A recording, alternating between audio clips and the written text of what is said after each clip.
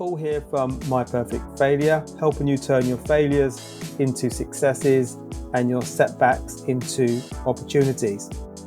Imagine transforming a near-death experience into a beacon of hope for countless people in desperate need.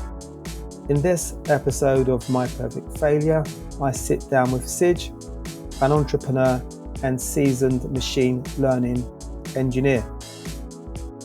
Beyond his tech expertise, Sig serves as a trustee for the Gamesville Foundation, a non-profit organisation dedicated to aiding those affected by hardship, old age, loneliness and disability.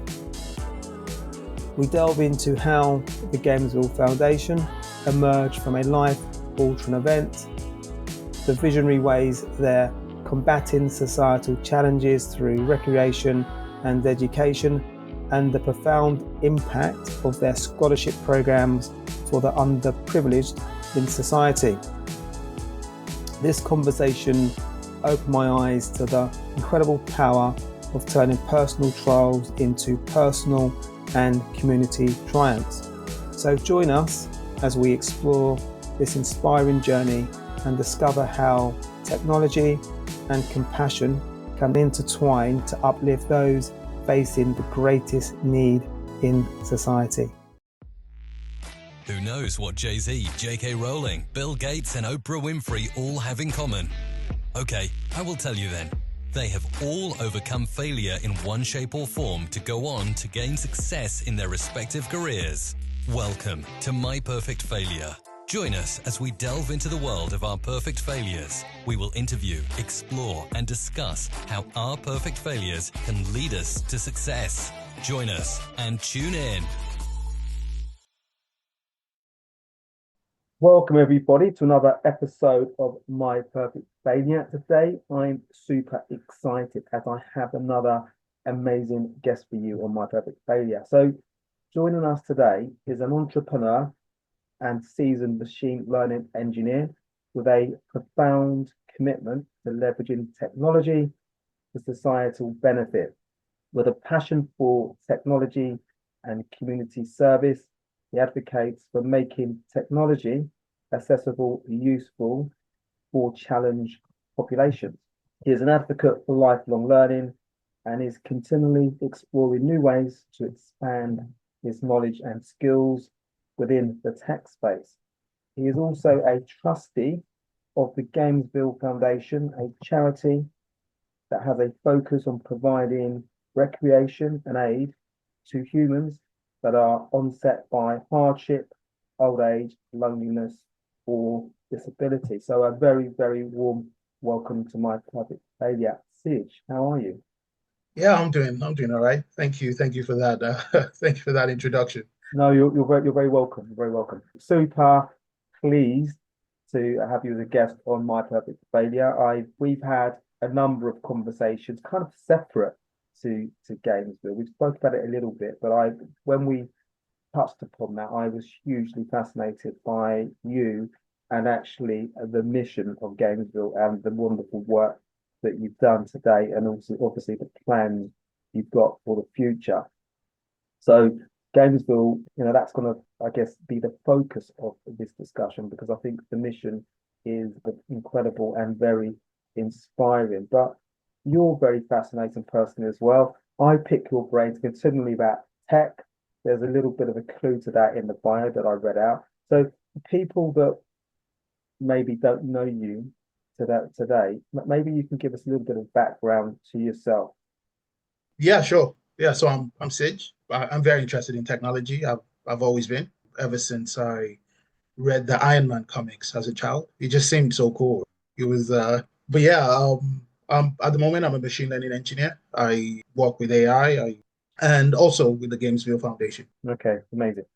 So Gamesville, I alluded to is a wonderful charity, a wonderful mission. So how did you initially get involved in Gamesville? Yeah, sure. So I began as a member of like a social and networking group called the Lagos Games Group.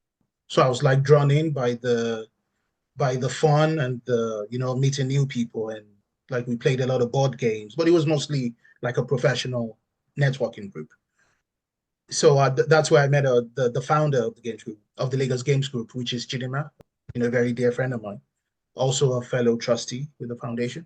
So yeah, I then learned about Chidima. So my friend Chidima, she had a near drowning incident, which and for her, she says that that was the moment, that was a turning point for her, because it made her realize how many people face hardship silently, and how so many people would not be able to survive those hardships without some form of external help, or without some form of helping and being like sort of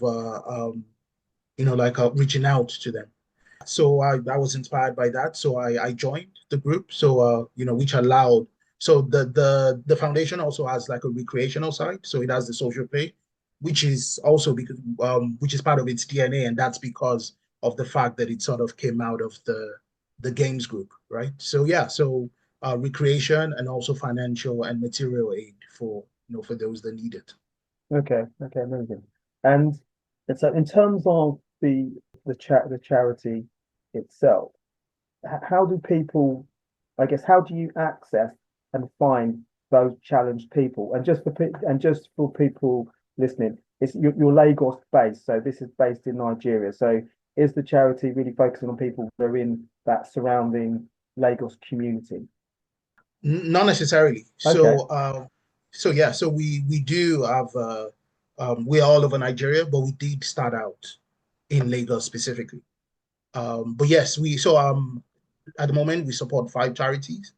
Three of those are based in Lagos, and the other two are based in other states. One in Edo State and the other in Anambra State.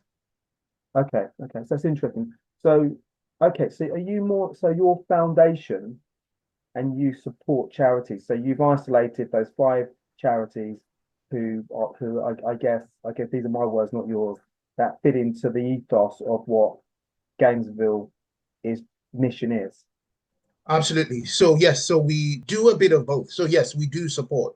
We are very keen on partnerships, right? Yeah. So we have five charities that we support first and foremost, but we also do things like by ourselves individually, and also, but it's mostly about the causes that we support. But yes, we do have five charities that we primarily support. Okay. So I guess, well, I can't fathom what's involved in a charity, some of the challenges you have, and obviously the successes I can imagine must be incredibly rewarding. But just in terms of how you guys, I imagine sponsorship and how you generate the finance to actually support the five charities and the foundation must be quite a challenge. What's involved there? Yeah, so yeah, I mean, raising funds sustainably is always a challenge. Always. There's always this push to do more, even, and yes, and you know that every contribution counts, every little helps. But yeah, and we are always looking for sponsors and people to, to come on board and help. But yes, we are like it is always a bit of challenge, sort of like balancing like the direct material support for for beneficiaries, and also ensuring like the operational health of the partner charities. That would be one of the main challenges that we sort of face, other than raising the funds itself. So like take for example, there are some times where we are like, how do we balance like like scholarship payments, but also the operation of the charities themselves, right? One example is, there's a charity that we support that some time ago they were about to get kicked out of their main building for not being able to pay rent. And initially, when we heard that, we thought, yeah, but we just want to pay for children's school fees and things like that. Is this really our problem? But then again, if they get kicked out, it does affect everything else that they do, right? So yes, I would say that's another main challenge, which is balancing the direct causes that we want to support, as well as sort of helping the charities themselves be operational. As you're talking, I'm just thinking about the infinite amount of scenarios that must come to you at any given moment. Do you to help you with that, do you have a framework to support you with that? Or is it very much a case by case scenario because you can't predict every situation that's going to unfold or reveal itself? Yeah, so I don't know if to call it a framework, but we do. So we have 5 trustees. So at the moment, what we do is talk about it a lot, discuss it, try not to make any quick decisions if it's not necessary. Yes, if it's necessary to make a quick and fast decision, then we do that. But if not, then we really, really talk about it. But yes, there are many of those sort of challenges we face. But yes, I'd say that because we are relatively, I mean, we've been around for about 7 years, so that isn't very new. But yes, we are still building up that framework, and we are using those case by case cases to sort of drive and help us craft that framework. Okay. Yeah, I can imagine you're quite young as a charity or foundation, 7 years. So you can't know everything. You're learning all the time. So I guess frameworks become more robust the more that we learn, the more that we develop. So I think I'm not sure if I mentioned this or we've covered this yet. I know that having researched a little bit that there are four main pillars, I guess, enshrined into the mission: loneliness, old age, hardship, and disability. So how were those? I don't think this is probably identified before you joined Gamesville, but I don't know whether you can expand on those areas at all. So yeah, so I'd say again, those were mostly sort of so because of the Gamesville, because recreation is in the DNA. So and yes, those were sort of fixed before I joined as a trustee. So I was involved before I became a trustee. So yes, so those parts were sort of, I believe those came about because those were the sort of people that could benefit in addition to the material help, but also the recreation part. So when you think about people with loneliness, for example, those are this because we have like some of these programs where we sort of go to like homes and shelters and we have games, we have gaming competitions and things like that. And so yeah, so I would say those initial courses were partly driven by the fact that we have recreation in our DNA. What's it like operationally trying to, because I again having no background as a trustee for a foundation in terms of, I'm just thinking about the mechanics of, some of the identifying some of the people that will benefit from the charity. Then I guess there might be different types of initiatives you're doing, and I would imagine that you're probably you need volunteers maybe to support some of the work that you're doing. What's maybe some of the challenges you have there, and maybe what does that look like as I don't know, as a day-to-day scenario or an event scenario, whatever might be relevant. Absolutely, and yes, you are right. It is a bit of challenge, and we do always need volunteers to come in. But again, what has really helped is the games group aspect because that still, in some forms, is still ongoing, right? We still have members in the games group themselves who would, for example, come to events and volunteer when we have those sort of events where maybe we're organizing, gaming competitions or things like that. So yeah, so we do sort of have a source for that we can always, reach into sometimes to get people to help.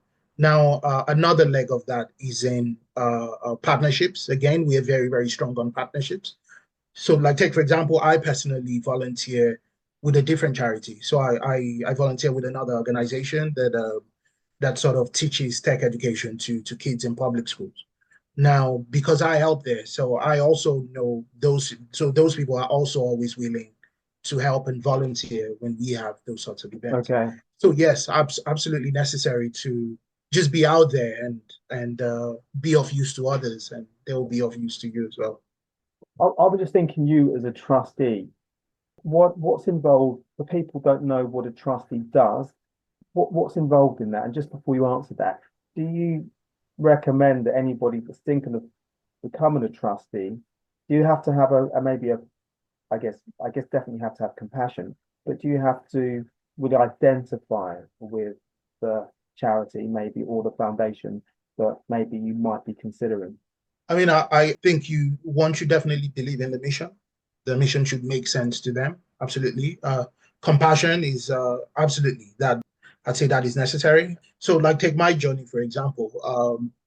When I initially joined, or before I completely joined, I helped out with like sort of things that you would not like one would not typically think are trustee duties, right? So because of my technical background, I helped with the technical stuff. I was like, okay, these are the things that I can do. But that has sort of evolved over time. Now I also look for funding, or I also talk to people and ask them to volunteer if they can. So I'd say the to be a trustee is just to be willing to help in whatever way one can, in however much the one. It's just to be helpful, to just be willing to be helpful, and that can come in like a variety of ways.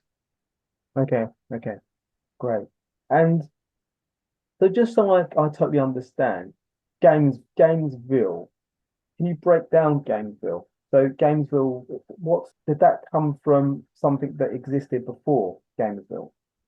Yes. So we came from the so again, there's the Lagos Games Group, which was Okay, already a fun games networking, professional networking event, um, and which was founded by Chidima. So when she was inspired to create a foundation, so just following along those lines of the games, so that became Gamesville.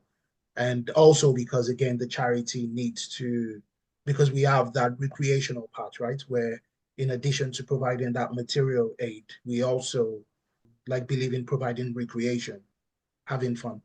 okay, okay. Which is really important because that fosters engagement, I guess, self-esteem, community, activities, and also I imagine when we're doing things that are recreational, we're building relationships with different people. And also, I'm imagining that it can remove some of the thoughts that we might have about our current situation, and it probably gives us hope. So I love that you're doing that. So I know that you guys run scholarships and programs. So what does that look like in terms of what, how does somebody get a scholarship, or what is it, what typically, what does a program look like? Can they be quite varied, or do you have a fixed sort of idea about what your program should look like? Absolutely. So I would say at the moment it isn't. So I would say that so now that depends wholly on how we raise the fund. So at the moment, our process right now is we reach out to the partner charities and they send us the candidates. They send us the like all the kids that need those scholarships. And then we reach out to our partners, to our sponsors, and we say, hey, here are the list of kids and here are their situations and everything about them. So at the moment they pick and they select the people who, I mean, based on their budget and everything, and also the people that maybe their stories resonate with them, right? But yes, at the moment, that is the way we do it. We are hoping that if we can get to a more like sustainable method of raising those funds, then we can also come up with a more internal process of like selecting those kids ourselves, right? But yes, at the moment, it's just we get the candidates, we share them with the sponsors, and then we make it Okay, happen. okay. Yeah, so that kind of makes sense at this point because the you find that I guess the sponsors or the children or the people that you put forward, and then the sponsors can really identify what how does this fit with what we've got going on currently. So is there an age range? Is there a typical age range in terms of your focus at this point? Not quite, because the different charities we support, they have depending on the way they are structured. So some charities, for example, they only support within a certain age range, or maybe it could be only for girls or mixed. So yeah, so we sort of work with that, right? So yes, but for the scholarships, we have people all the way from nursery, primary school, all the way to university that we are currently supporting. Okay, okay. And in terms of sponsors, is that typically businesses, localized businesses? What they look like? And if people are watching this and they want to get involved, you know, I guess that's a separate question, but what might that look like? Absolutely. So mostly businesses. So mostly And that is because so it all started out by us reaching out to our professional networks, our places of work, and people we know. But we also get a lot of help from individuals, from friends, from family, from people that we know. But I would say at the moment, it is mostly because it is much easier to sort of tap into an organization that already has CSR initiatives. They already have courses that they support. And if those align with the courses that we are pursuing, then we can just, easily align with them and get the help, that is required. So yes, I'd say mostly from companies and organizations, but we also have individuals we have individual volunteers, we have individual sponsors and individual donations. Okay, okay. And I guess for any charity that is looking to achieve their mission, and I guess it's a continuous thing because as soon as we hit a milestone, which is great, there's obviously an overarching, I guess it never ends. So there's always something else that's on the agenda that we want to achieve once we've hit certain milestones. So in relation to maybe some of the success stories, what's it been like? I don't know whether you've got any personal recollections where you worked with maybe a group or maybe individuals. They've come in and you've worked with them on an initiative, or maybe they've gone through a scholarship or a program and you've seen their advancement. Do you have any personal recollections that spring to mind? So yeah, so I'd say the ones that sort of like the ones that I can think of was so there was a program we worked on which was a Dress a Child for School initiative where we worked with a partner charity. So I do remember seeing a child's like confidence blossom when she put on like the school uniform that she received. It was truly moving. Then there was also during the COVID-19 lockdown, we also helped provide like radios and school supplies. So yeah, so those kinds of I mean, and there are many, many, many others, but those in particular for me, it sort of reinforces the work that we do. That it's not just about material aid, right? It's about inspiring communities and transforming lives. Yeah, and I think that to me, it's the big thing is changing lives, changing perspective, giving people hope, people that potentially hope was nowhere near them in terms of maybe where they were in their current situation. So to maybe transform somebody's life, I imagine in many cases there's almost like a domino effect that anybody that's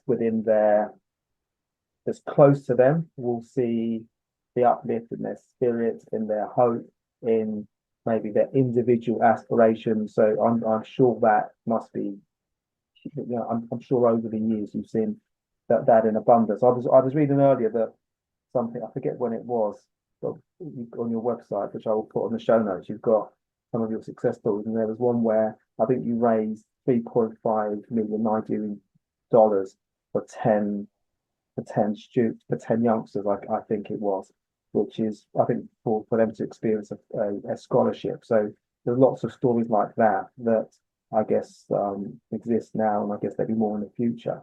Mm. So is there a legacy that you guys want for Gamesville? Or is that sort of a continuation that will evolve over time? Yeah, so I mean, we like what we see, though, like what we hope for, is like a future where the foundation, like, where we not only continue to like support educational and material needs, but also that we're sort of like a hub for innovation and community empowerment. The innovation part is especially important to me because tech, AI, um, and the rest of it. And so, yeah, so we do plan to expand like our tech education initiatives. I mentioned earlier that we are partnered with another organization that deals specifically in providing technical education. So providing laptops, tablets, devices to empower those students and bridge that digital divide. I'd like us to deepen like recreational programs. There's this game that I'm very passionate about called Go. It's this board game really popular in Asia. It's not very popular here, but I would like to introduce that here. And this game also has like a huge significance in AI, right? Because it was one of the last board games to really be solved by AI, because for a long time it wasn't like the belief was that it was impossible for AI to solve that particular board game. And when it was, that was like the first chat GPT moment before chat GPT, when AI sort of came into mainstream. So yeah, so I really like that game because it's not just about play. It's also about strategic play. It's a way to merge like my passion for tech and also board games, which both things which can encourage critical thinking and and creativity among the young minds.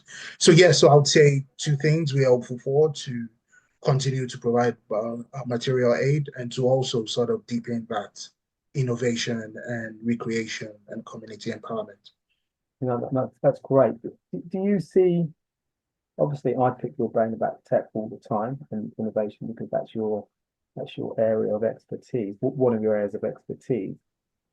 Do you see that as, do you have hope that, I don't know, in the years to come, that more underprivileged people, children, I think specific, not just children actually, because I want everybody to regard, whether you're 80 or 8, to be able to get access to technology. Do you see, particularly in Africa, in areas where I don't have really a great foothold in, do you see tech becoming more accessible? Are you hopeful that could be the case in the future for Yes, underprivileged specifically?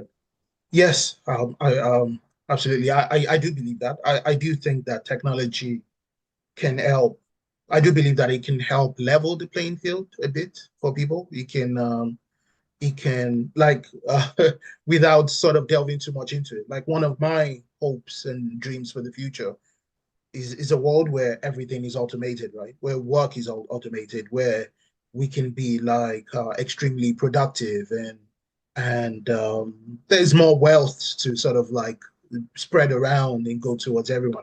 But before we get there, right? Before in the on the way to that goal, I do think that like yes, so I mean I was reading an article a few months ago that talked about how some school kids use ChatGPT to study, and I don't remember the exact numbers, but they saw that they were able to learn a material that would have taken them 8, 9 months. They were able to condense it into 2 months.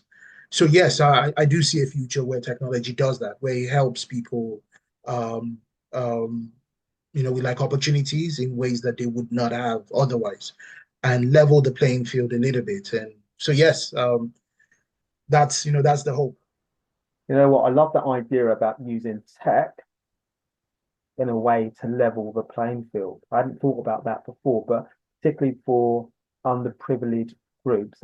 Sadly, I don't have the education around ChatGPT and all these different platforms that exist at the moment. But it would be great, to my mind, if there is a way of, or ways, to using tech to really support underprivileged children, whether it be in Africa or UK or wherever it is, who, because what I think we all know and see, children particularly are really, really inquisitive and they learn quickly. And given the right tools, which some of these, we talk about open source tools and tools that maybe don't cost a huge amount of money.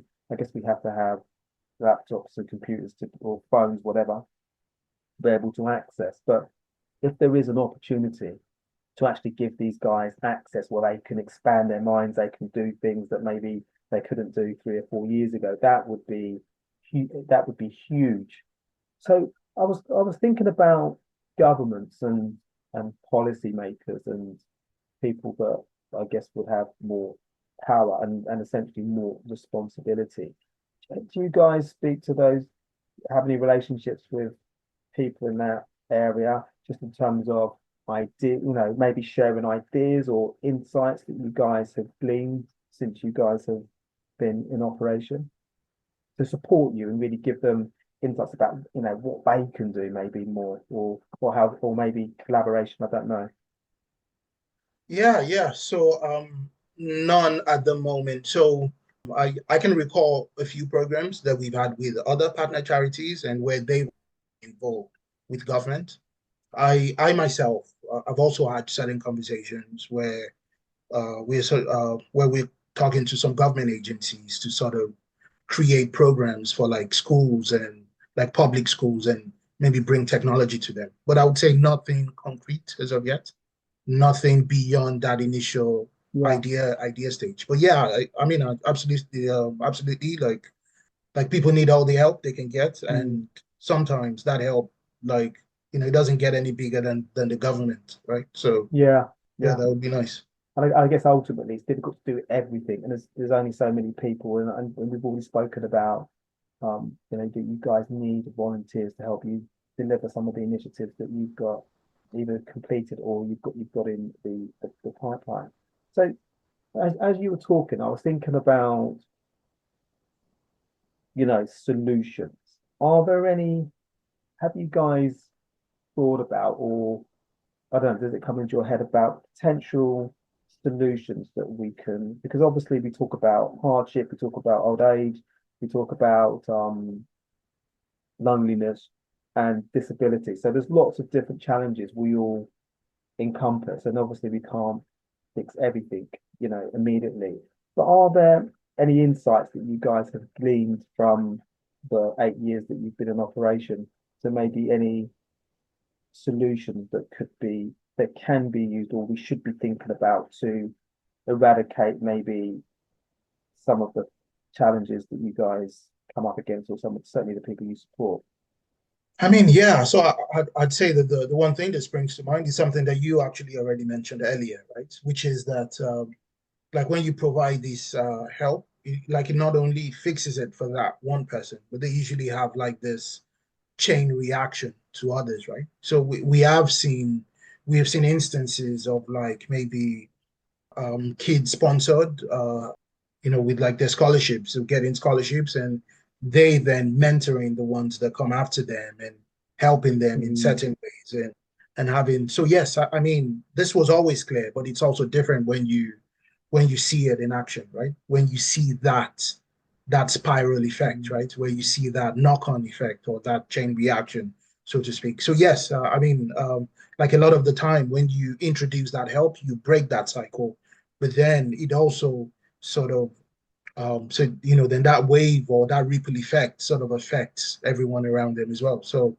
that's why I'd say that it is quite important to provide that help wherever it can and break that cycle wherever possible, yeah. everywhere possible. And as you were talking, I was thinking as well, what I like about what you guys are doing, and I think a lot of charities do this as well. I think it fosters great spirit, community, and empathy for everybody. So for you guys that are involved, you're clearly empathetic, passionate, committed people, but the people that experience the benefits of, for the fight for the charities that you support and obviously your foundation, those people will, I imagine they're going to become very empathetic. They're going to uh, improve their current situation, their current focus, their hopes, their aspirations, and in a really challenged world that we all live in at the moment, that is a huge benefit to everybody. So I think that's a huge bonus. So we talk about volunteers. So how can people get involved in volunteering? So if there are people watching this that think actually I really identify with what you guys are doing for Gamesville, and I would like to understand how they can volunteer. What does that look like? How can they get in contact with you or the foundation? Yeah, sure. So we have a volunteer section on the website. They can fill in. They can. Our email is in there as well. They can reach out to me personally or any of the trustees. I'm on LinkedIn. I'm on all the social medias. I can share. Like we can share that in the notes as well. But yes, many. I believe our phone numbers are there as well. So yeah, in any way. So we are planning for. So we have a gala coming up, but then we're also planning more like recreational activities where we organize those board games and competitions and everything. And for those, we always require, volunteers. So yes, go on the website. We're on the foundation is on LinkedIn and all social media platforms as well. DM and message anyway, and yeah, No, yeah, we'll perfect, welcome your perfect. help. Perfect. Well, I'll put everything on the show notes. And just the gala, do you want to speak a little bit more about the gala, when that is, what's involved, and if people are keen to get involved, how can they get involved? Yeah, absolutely. So yeah, so we do have an upcoming charity gala. So this is our second one. We had our first one in 2019. Sort of COVID, sort of. We were hoping to have one every year, but so COVID sort of, Put you pay to know, that. yeah. So now we're back. So we're having our second one this year. So yeah, so the gala, I'd say that it's much more than a fundraising event, and it is a fundraising event, but it's also a celebration of our, of our community strength and resilience. It's also a chance for us to like showcase all our successes, share our vision for the future, to also build relationships with existing and potential sponsors who can help us scale our impact. We'll also be highlighting stories from all our initiatives and also push to introduce tech education and the likes. And yeah, so ultimately it serves as a platform for connection and renewed commitment. So how can people help? Volunteering is one. Always looking for volunteers to help with the. So as of right now, I believe the date is the 12th of April is the date we currently set for it. It is a fundraising event, so we are selling tickets to attend the gala to raise the funds. And outside of the gala, we are always looking for sponsorships and donations. And yeah, so those are. So yes, how can people help? Donations and volunteering. Okay, okay, perfect. So I'm going to get all the links. We'll put everything in the show notes. We'll have the exact date for the gala. We think it's 12th of April. And so it's very easy for people to get involved. And just actually, so the gala will be in Lagos in Nigeria. So if people are in that vicinity, then if you get a ticket and go along and support and learn and be inspired and see be a part of that of an amazing initiative where you're really helping people transform their lives, which you can't really ask much more than that, can you really? Okay.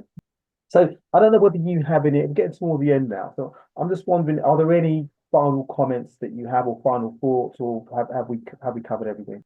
Yeah, I believe we have. But yeah, I mean, final thought is just I was personally inspired by the story I'd had from my fellow trustee and their passion for helping others.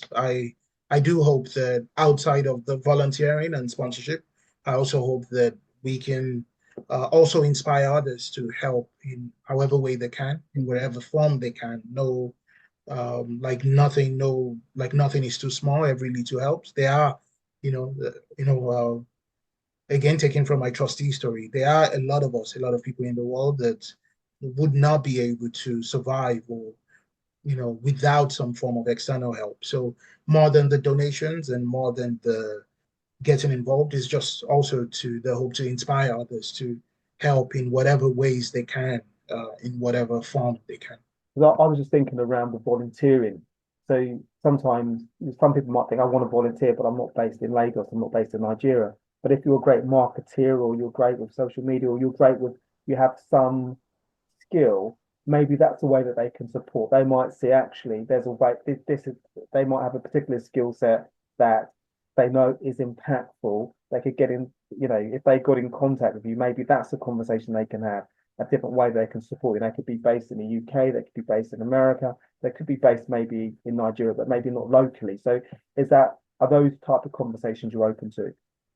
Yes, absolutely. So the person the helping with the setting of the event, the event coordinator is actually based in the UK. Oh, So really? yes. Okay, okay. So yeah, absolutely. Every little helps in whatever way, in whatever form. Absolutely. Anyone that can help is yeah, please reach out. Okay, okay.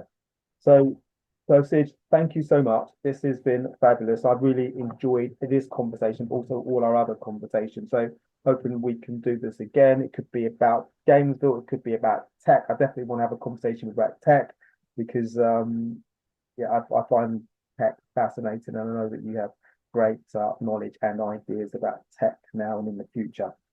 But we do have one recurring question, which is If you could invite three inspirational people for dinner, or they could be alive or past, who might you invite?